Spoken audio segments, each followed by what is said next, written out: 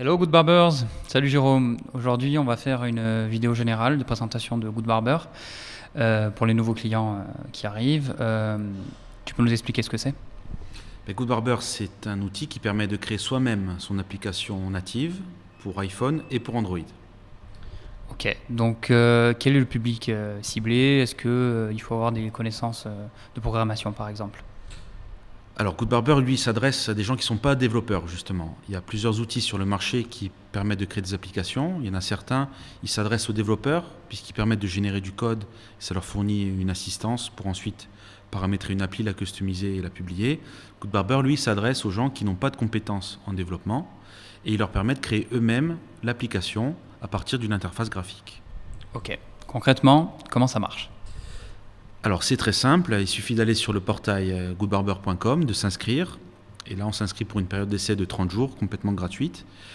Et cela donne accès à un back-office, c'est-à-dire l'endroit à partir duquel je vais créer mon application.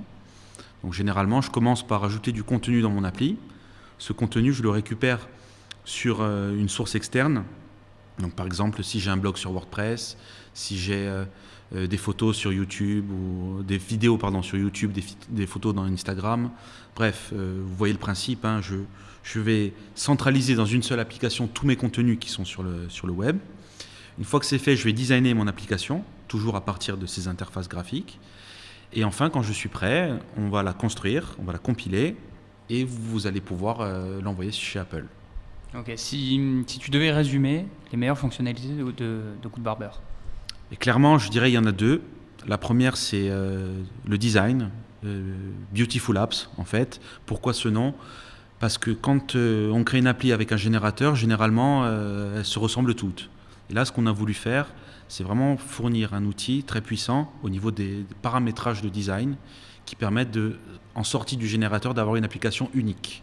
Et d'ailleurs, pour donner de l'assistance aux utilisateurs, quand ils s'inscrivent, ils choisissent parmi 50 thèmes qui sont produits par des designers expérimentés.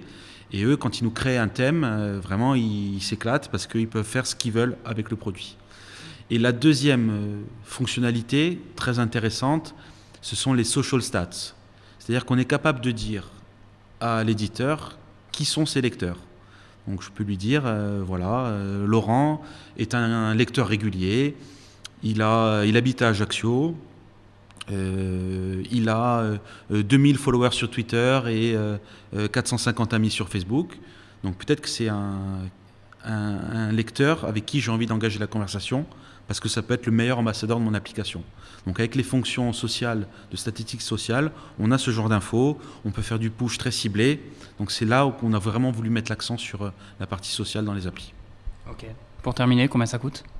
Alors ça coûte 16 € par mois ou 32 € par mois. Tout dépend des fonctionnalités dont j'ai besoin dans l'application. Et un seul abonnement me permet d'avoir une application sur iPhone et sur Android. Alors je peux aussi m'abonner à l'année ou mensuellement. Et donc si je m'abonne à l'année, j'ai une petite réduction. Ok, merci Jérôme. À vendredi prochain.